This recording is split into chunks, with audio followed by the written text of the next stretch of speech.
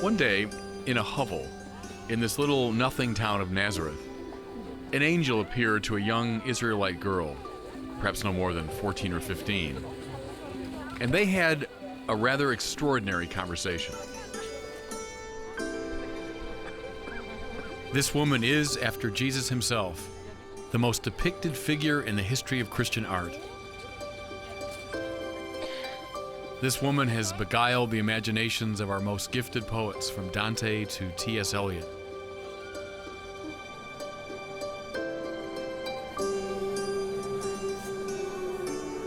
To this woman, millions come, bearing the burdens of their hearts, for they believe her to be their mother.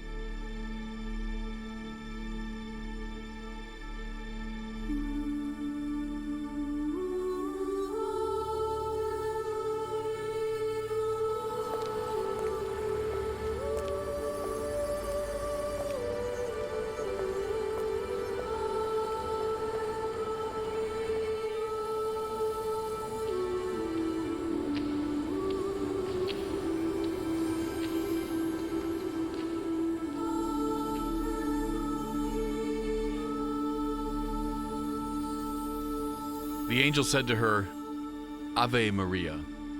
Rejoice, O highly favored daughter, the Lord is with you. Blessed are you among women. As is invariably the case with those to whom angels make their appearance, Mary was afraid. Don't be afraid, the angel said. You shall conceive and bear a son, and give him the name Jesus. When she wonders how this will be possible, since she's had no sexual experience, the angel explains, the Holy Spirit will come upon you, and the power of the Most High will overshadow you, so that the holy offspring will be called Son of God. And Mary responded, Behold, I am the handmaid of the Lord. Be it done to me according to your word. And with that, the angel left her.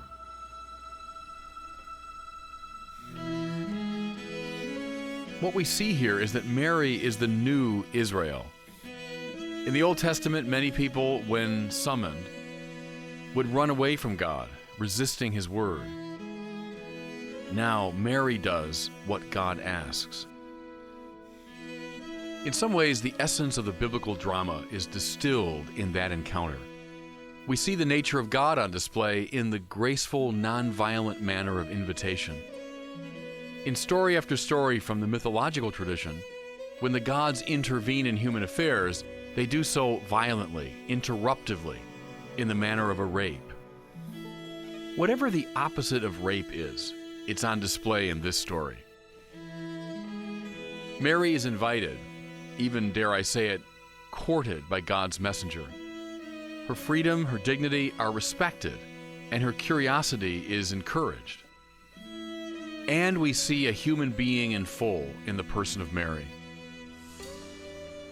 The Church Fathers were eager to contrast Mary, the mother of God, and Eve, the mother of all the living. At the decisive moment, Eve took the fruit of the tree of the knowledge of good and evil, succumbing to the temptation to seize godliness. Why had God forbidden the eating of that fruit? Because he was jealous of human flourishing? Hardly. That, in fact, is precisely the suggestion of the serpent, the father of lies.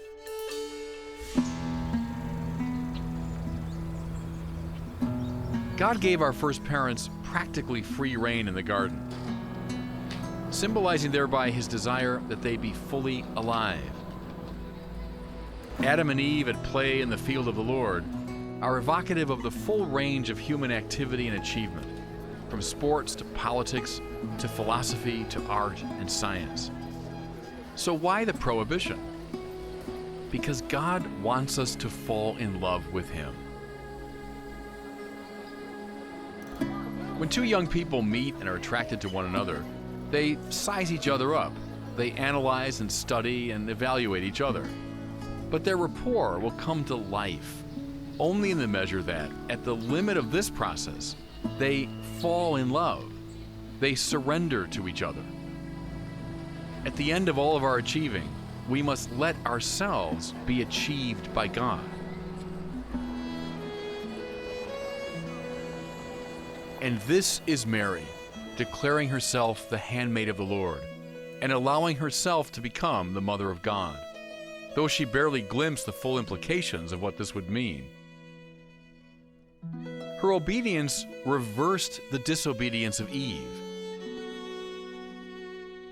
Hence the medievals imagined the Ave, A-V-E, of the angel, reversing Eva.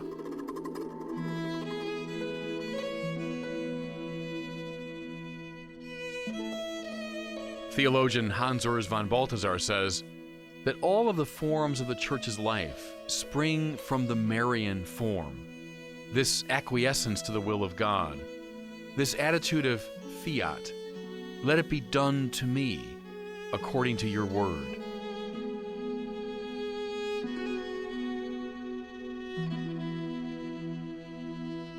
There's an explosion of interest in Mary in the West because of St. Bernard. Go back to the 12th century. And in the wake of Bernard, all the great cathedrals are Notre Dame, they're all Our Lady. Why is it? Some say because Europe was becoming more civilized, more gentle, so this feminine dimension was coming in. But Mary's been there from the beginning. She's there in the scriptures. Church fathers are very interested in Mary as the new Eve. So she's always been there. I think it's just the very fact that Mary is the mother of God. That always struck people as utterly fascinating, that God would become so humble so as to have a human mother. And if he has a mother, then he has cousins, and he has a grandmother and a grandfather. So I think it's a way of emphasizing the reality and density of the incarnation. God really becomes flesh. And then Mary's associated with, as you say, mercy and gentleness, and she's our advocate. She's the advocate of the human race.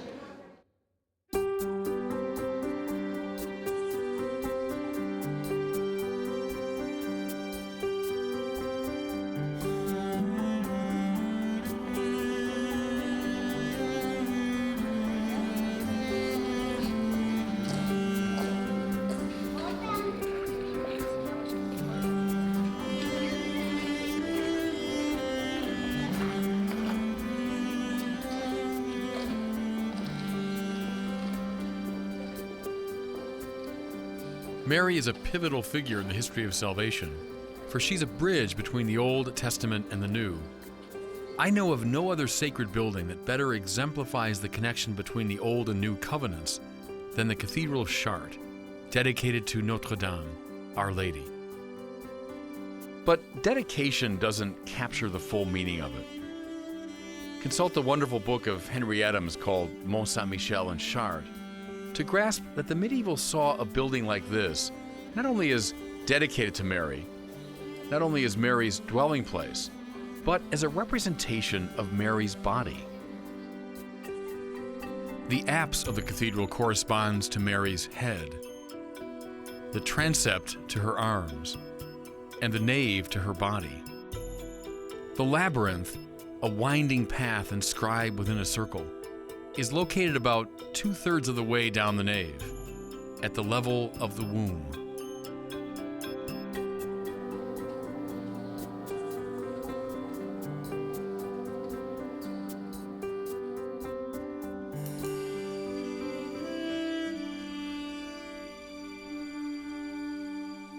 Behind me is the west rose window of Chartres Cathedral, one of the most magnificent in the world. It's the same size and circumference as the labyrinth on the floor of the cathedral. When the light is right, the colors of that window shine down perfectly on the labyrinth. And so it speaks of the incarnation, of the impregnation of the womb of the Virgin by heavenly light. And this association allows us to see more deeply into another aspect of the mystery of Mary. Mary is Zion. She is Israel. She sums up the great figures of this holy people, whom God had prepared over many centuries to receive His word. She is a daughter of Abraham, the first one to listen to God in faith. She's like Sarah, Hannah, and the mother of Samson, since she gives birth against all expectations. She's like Isaiah, Jeremiah, and Ezekiel, the great prophets who longed for the coming of the Messiah. She is the fulfillment of the Ark of the Covenant and the Temple, since she becomes, in the most realistic way possible, the bearer of the divine word. She's like the author of the Psalms and the books of wisdom and Proverbs, for she, as St. Luke puts it, reflects on these things in her heart. Mary is Israel at its best, faithful, patient, attentive to God's word, and quick to respond to the divine promptings. How interesting that the word haste is used in connection with Mary. St. Luke tells us that after the Annunciation, she proceeded in haste into the hill country. Israel was often slow in responding to God. Mary moves. At the wedding feast of Cana, Mary turns to the servants and says, in the cadences of every prophet, teacher, and patriarch of Israel, and these are her last recorded words in the Gospels, do whatever he tells you.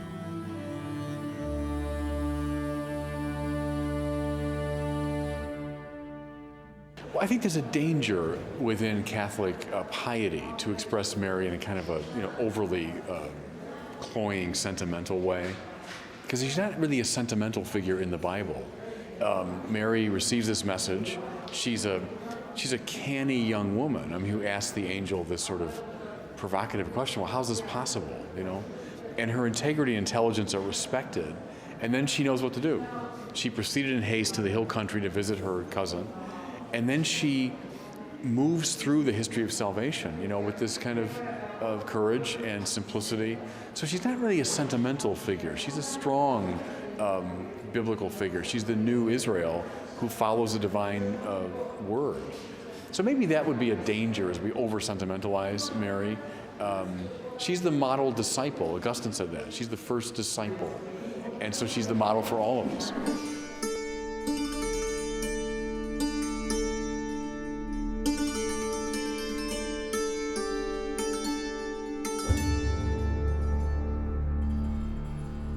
As he was dying on the cross, Jesus looked to his mother and to the disciple whom he loved. And he said to Mary, "Woman, here is your son." And then to John, "Here is your mother." We are told that from that hour, the disciple took her into his own home.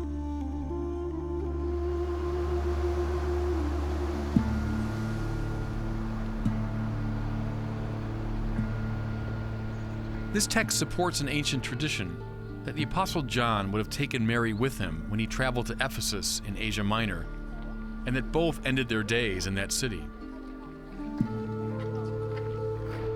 Indeed, on the top of a high hill overlooking the Aegean Sea, just outside of Ephesus, there's a modest dwelling that tradition holds to be the House of Mary.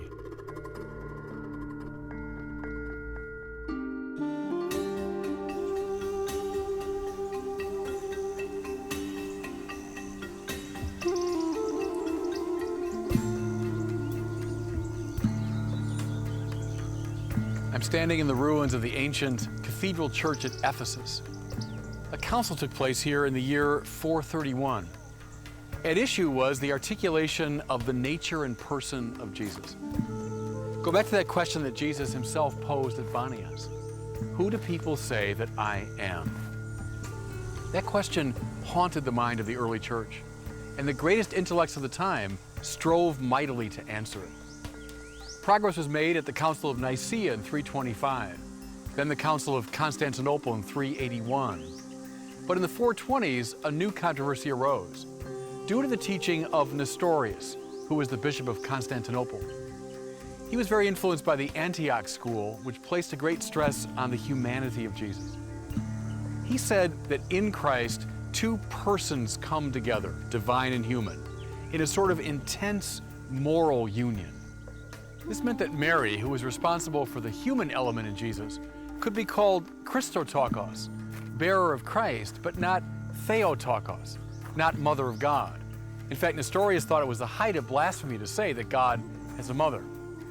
Well, Cyril, who was the Bishop of Alexandria, took issue with this, and he thought that Nestorius was a heretic.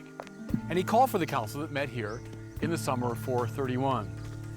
After much deliberation, the council fathers determined that Jesus ought not to be thought of simply as a human person with an intense relationship to the person of God. For that would make him a sort of supreme saint, but not the incarnate Son of God.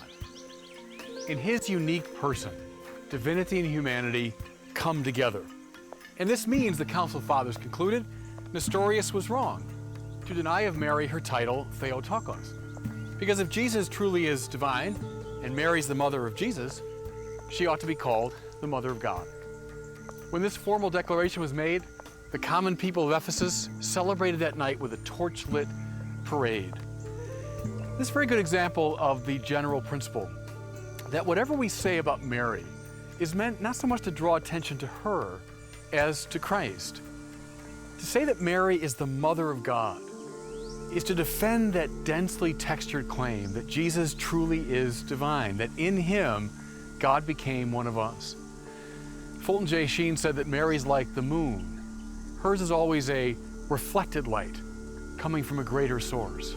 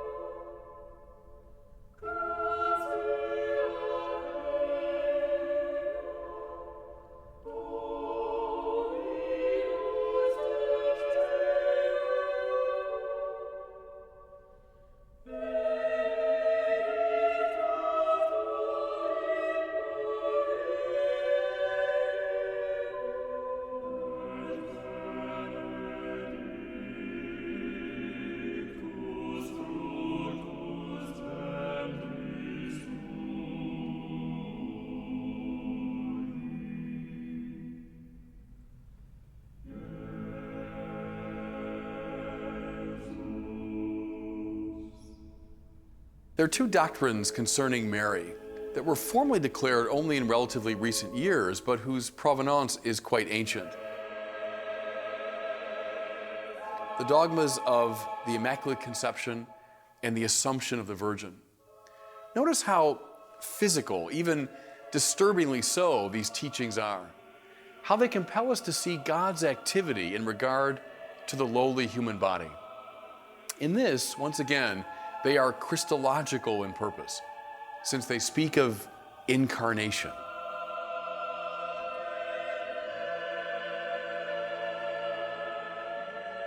In 1854, Pope Pius IX declared that Mary, through a special grace, was preserved free from original sin from the moment of her conception.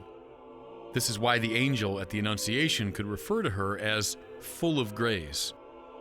Were she simply, like the rest of us, tainted by original sin, she would have fallen almost certainly into a variety of actual sins. But God preserved her, the Church teaches, from sin, and hence filled her with grace from the first moment of her life. Now, why would God do this? And wouldn't this teaching somehow imply that Mary doesn't need to be saved? Well, the answer traditionally to the first question is that God wanted to prepare a worthy vessel for the reception of His Word. Just as the Holy of Holies in the Jerusalem temple was kept pure and inviolate, so this definitive temple, this new Holy of Holies, should be untrammeled. He also knew that Mary would play a decisive role in the history of salvation, that she'd be tightly associated with the work of her Son. Therefore, it was fitting, appropriate, that she, like him, should be sinless. And the answer to the second question is this: Mary is, like the rest of us, saved by the grace of Christ. But since that grace is, properly speaking, eternal or outside of time, it can be applied in a way that undermines the ordinary rhythm of time. Thus it was by a kind of preemptive strike that Christ's grace removed sin from the Blessed Mother, even before Christ appeared physically.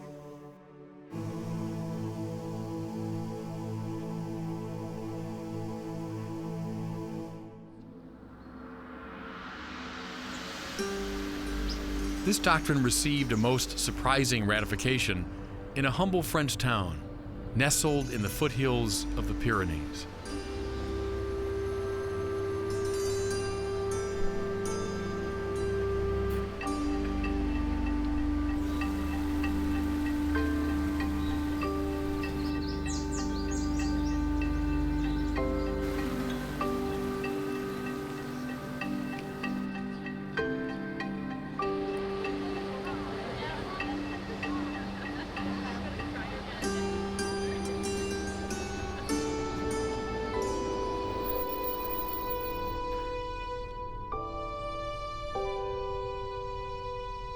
In February of 1858, the 6 members of the Soubirous family lived in this tiny one-room hovel. It was called Le Cachot because it was a converted prison. The city officials of Lourdes evidently felt that the conditions here were too harsh and primitive for the prisoners. Really, it was little more than a cave.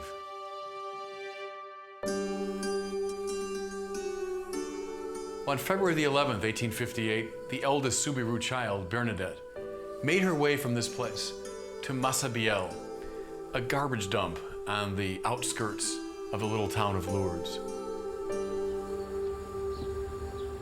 She had come there with one of her sisters and a friend to look for wood with which to heat her family's home. While her friends scampered away, Bernadette, due to her asthma, stayed behind near the Gave, a fast-flowing river. She felt a puff of wind and heard a sound. When she turned to see what had caused the stir, she spied a beautiful young woman clothed in white and with a yellow rose on each of her feet. Instinctually, Bernadette reached for her rosary, and the woman, who had a spectacular rosary of pearl, began to pray along with her. When Bernadette finished the prayer, the woman smiled and disappeared. Bernadette felt compelled to return to Massabielle, so the next day she came to the spot with a few of her friends. She again saw the lady, but this time the mysterious visitor spoke. "Would you do me the favor of returning for the next 15 days? And then she had a message for the priests. "Build a temple on this site and let processions come."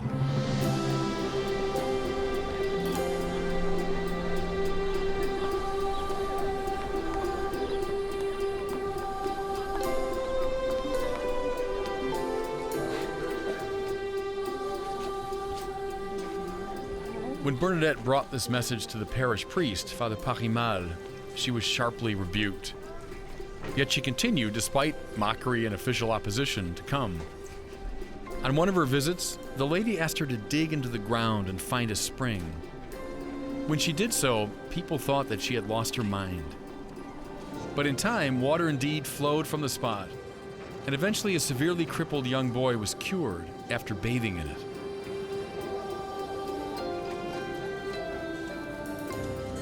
Bernadette came for those 15 days, and she communed with the lady. But despite the speculations of many, she never claimed to know who this mysterious visitor was. She referred to her only as the lady, or in her own local dialect, Aquero, that one. On March 24th, the eve of the Feast of the Annunciation, she felt an inner impulse to go to the grotto. The lady was there to meet her, and Bernadette felt the urge to ask her name. 3 times she petitioned, and finally the lady looked at her with a serious expression, and her voice trembling with emotion. She said, "I am the Immaculate Conception."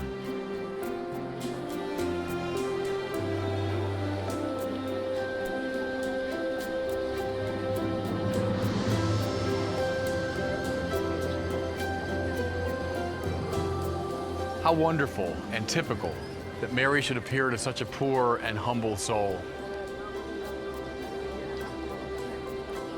In her great Magnificat in Luke's Gospel, Mary sings the praises of the God who cast down the mighty from their thrones and lifted up the lowly. Bernadette, who was herself something of a cave girl, was visited by the Immaculate Conception, by the Queen of Heaven, who received the message of the angel in a hovel and gave birth to the Son of God in a cave.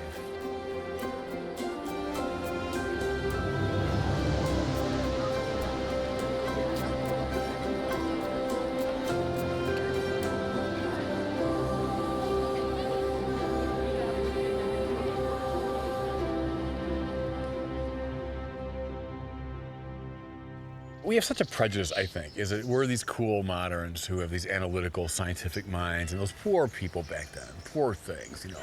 This goofy girl comes up with this crazy story, and they all believe her. But that's a complete act of condescension on our part. These were no fools. I mean, they might have been uneducated, but they weren't fools. And in fact, there was a very subtle set of criteria, you might say, that people in this part of the world, uneducated, unsophisticated, but canny, a set of criteria they use to determine the difference between someone who's just carrying on in a crazy way and someone who really has seen something, you know? And they applied those criteria. I mean, they analyzed what she had said. And she was, you know, poked and prodded in so many ways. And part of the charm of Bernadette was that she was so blunt and ordinary and straightforward in her account. And she was very consistent. You know, there's a principle articulated by Gamaliel, it's in the Acts of the Apostles, when they were saying, shouldn't we get rid of these Christians?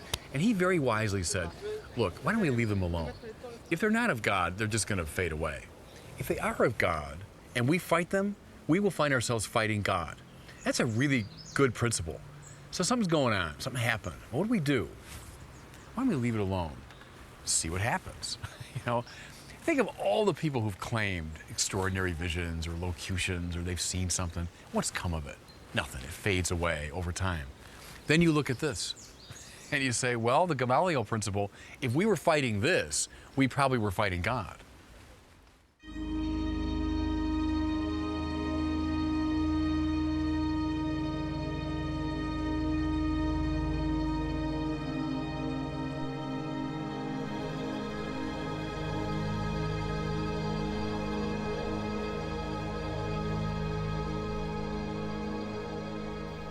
The Assumption of the Virgin was declared as a dogma of the Church only in 1950 by Pope Pius XII, but the roots of this doctrine are very ancient.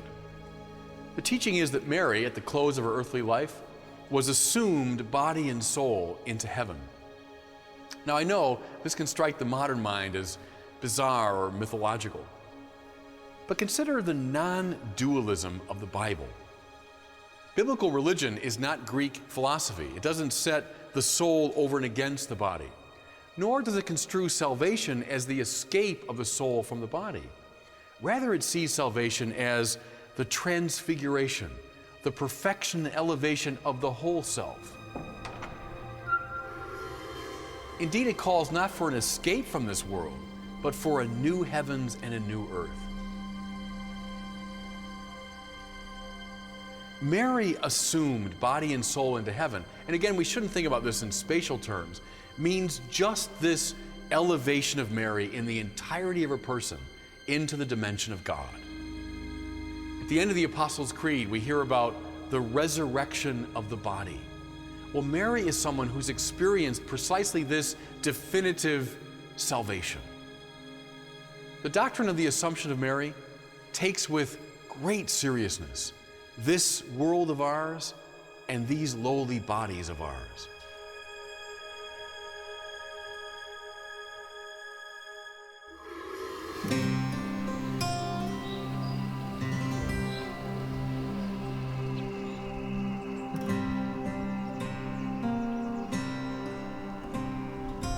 Well, we talk about the dormition of Mary, which is actually a very interesting idea. We say that Mary fell asleep. What would it be like for a sinless person to pass from this world to the next world? So we sinners, we experience death as something kind of horrible because we're alienated from God. And so we approach death with a kind of horror or terror. What if you were sinless? Sinless. You're utterly responsive to God's will. Wouldn't the transition from this life to the next be a bit like falling asleep? When you fall asleep, when I fall asleep tonight, I don't do so in terror. I do so with a great confidence I'm going to wake up and go on with my life. So a saint, or even now a sinless person, the sinless mother of God, wouldn't she fall asleep in the Lord? To me, it's a very telling way to describe the difference of the way Mary left this world. So I think those teachings about Mary, though they can strike us first as kind of weird and mythological, are actually very telling. They cut right to the heart of what Christianity is about.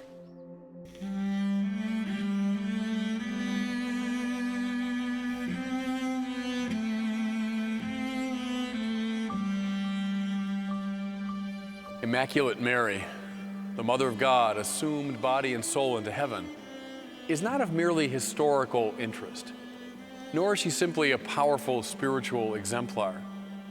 Rather, as the Queen of all the saints, Mary is an ongoing presence, an actor in the life of the Church.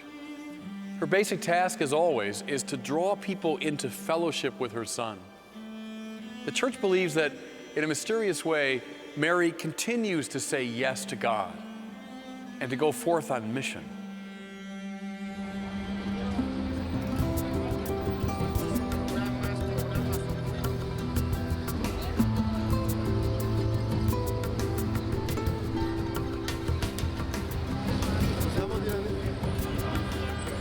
There are literally tens of thousands of reports of apparitions of the Blessed Mother up and down the Catholic centuries.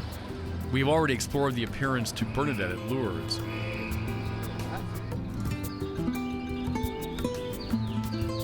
I want now to turn to a most extraordinary encounter between the Blessed Mother and, typically enough, one of her little ones. On December the 9th, 1531, just about 10 years after the Spaniards first brought the faith to this part of the world, an Indian man named Juan Diego, a recent convert to the faith, was making his way here along this hill of Tepeyac where I'm standing. He was on his way to Mass. He heard a burst of bird song. He turned to see where it was coming from, and he saw an extraordinary sight. There was a woman clothed in celestial light. She announced herself as the Mother of the Most High God, and she had a simple request for Juan Diego. He would ask the bishop to build a temple here in her honor. Being a simple, humble man, Juan Diego went directly to the bishop. He relayed the story to him. He took it in, but he also said, "I'd like a sign." Juan Diego returned here to Tepeyac on December the 12th. She invited him to take off his tilma. That was the simple, coarse garment worn by peasants. It was woven from cactus fibers. And in that tilma, she helped him to arrange a group of roses that were blooming despite the lateness of the year. That would be the sign for the bishop. Juan Diego took the bundle of roses. He went directly to the bishop. He was made to wait for a while. They say that officious aides of the bishop tried to find out what he was hiding in the tilma, but he wouldn't show them. Finally, he was ushered into the bishop's presence. He opened the tilma, the roses spilled to the ground. But then to his great surprise, the bishop and his aides were kneeling because something even more amazing had happened. On the inside of the tilma, there was the image of the woman clothed in light.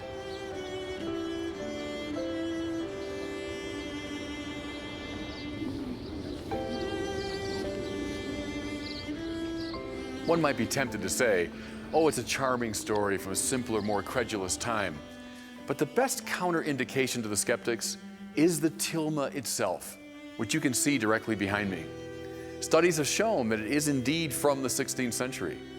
It is indeed woven from those simple cactus fibers, which under the best of circumstances would normally last 20 or 25 years. And yet, there it is, 500 years later.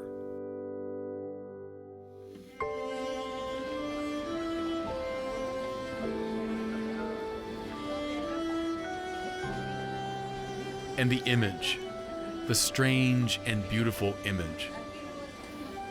Careful studies have revealed that no known pigmentation was involved in the making of it, and no underdrawing is discernible. More to it, the symbolic power of it is extraordinary. Here is a mestiza, not a Spaniard, not an Aztec, but a blend of the two races. She's called by the Mexicans La Morena, the brown-skinned girl. The cincture that she wears was an Aztec sign of pregnancy. She stands in front of the sun and on the moon, and her cloak is bedecked with stars. Sun, moon, and stars were all gods for the ancient Aztecs. This woman is greater than they.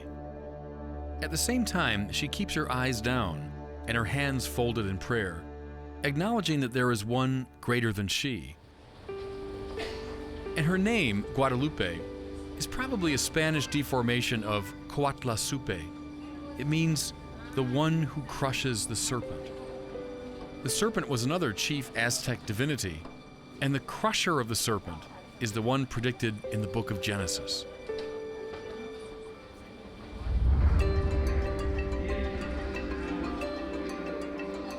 It is an undisputed fact that within 10 years of the apparition, almost the entire Mexican nation was converted to Christianity.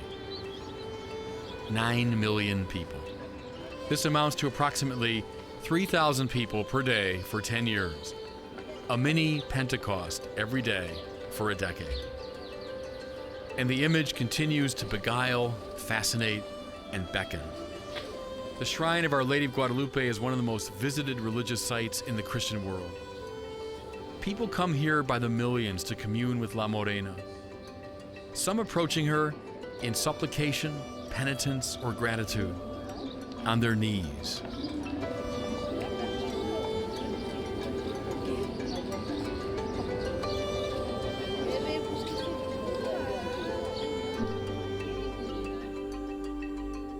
There are literally tens of thousands of stories of Marian apparitions up and down the centuries. Let's say many of which, if not most of which, are questionable. There are, however, some, maybe a handful, that are harder to dismiss, and they kind of haunt the mind. There's something about the detail of them, something about the integrity of the account, but then also, I would say, the consequences. You judge the spiritual act by its fruit. What's the result of it? You look at a place like this, and you can see this massive, first of all, the conversion of Mexico, which is the most extraordinary thing about Guadalupe. Within 10 years of the apparition, the entire country has been converted. Where prior to that, the Franciscans had about 10 years, they'd made very few inroads. Juan Diego was kind of an odd duck. An Aztec would become a Christian. In the wake of Guadalupe, the entire country is converted. And then to this day, almost 500 years later, people still come. Contrasted to kind of a silly thing where people see an image of Mary in the salt dripping from the highway overpass. Remember that was a few years ago in Chicago. Well, no one bothers about that. That had no effect. No one goes there to this day. So I think you judge it by its fruit, by its consequences.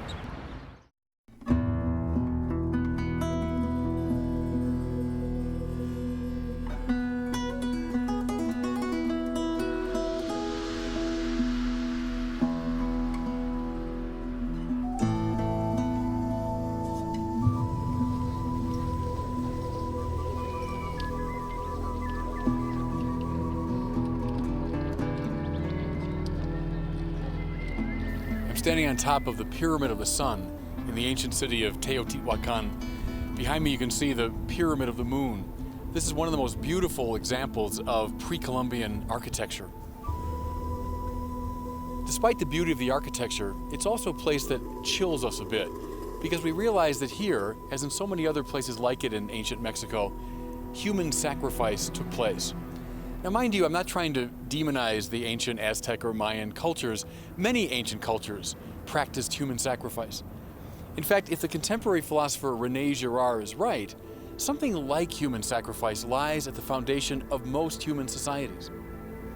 Girard says this: tensions naturally arise within human communities, and then what kicks in is what he called a scapegoating mechanism. We tend to find someone or some group to blame. and we cast, as it were, our anxieties onto them. We persecute them. We ostracize them. At the limit, we kill them. And in that process, we feel a kind of renewal of our community. That explains why, on Girard's reading, ancient people saw the gods as pleased with scapegoating violence. That's why here on top of pyramids like this, when they would raise the still beating heart of the victim to the gods, they were seen as placating these powers that governed the universe. Something René Girard found very interesting is, in that great biblical story of the temptation of Jesus, when the devil displays before him all the kingdoms of the world and Jesus resists him, Jesus uses this term. He says, "Begone, Satan." Hosatanas in the Greek means the accuser, the blamer. The implication is that somehow at the foundation of society is something like this scapegoating mechanism. Our Lady of Guadalupe, when she appeared to Juan Diego, said, "I am the Mother of the Most High God." She was announcing the emergence into the world of the true God, who, at the climax of his life, became not the perpetrator of scapegoating violence, but precisely the victim of it. In Jesus crucified, we see that the true God stands not on the side of the victimizers, but precisely on the side of the victims. The world is ordered not through violence. The world is ordered precisely through love and through nonviolence.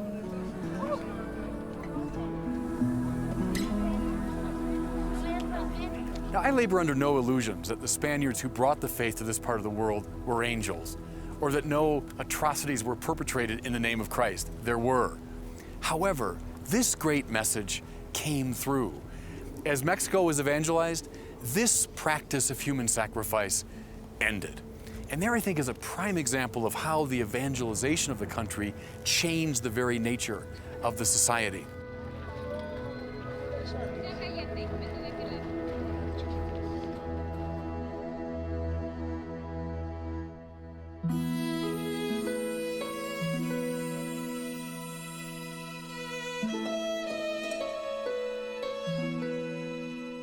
In the first chapter of the Gospel of Luke, we find Mary's great hymn of praise to Yahweh.